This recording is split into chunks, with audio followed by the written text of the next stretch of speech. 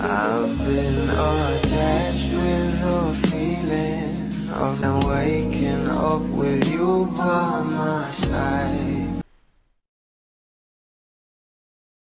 Dahil nga sa pag-amin ng ating Donnie Pangilinan na love niya nga ang kanyang team, kaya talaga namang pinag-usapan at nag-trending nga ito.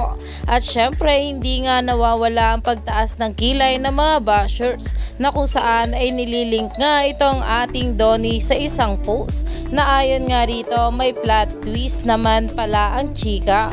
Magka-date pala si actress at si Blanc nung Valentine's Day. Mababalitaan na lang natin sila na. Basta ako, gusto ko lang na maging maligaya si actress sa kanyang life. Bawal ang clue. At narito nga guys sa nasabing larawan.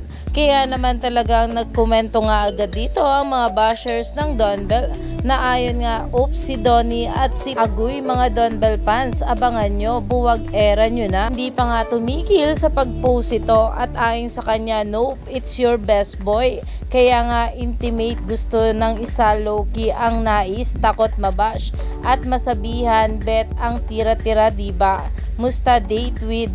At talaga namang pinagtanggol nga ito ng mga bula. Ayon nga rito, basag na naman imagination ng basher sa BI ni Alt Badiday, Kat Den at Kim Pao sinisigaw ng mga comment. Mabaliw ka na niyan, Kim Pao at Kat Den, hula doon.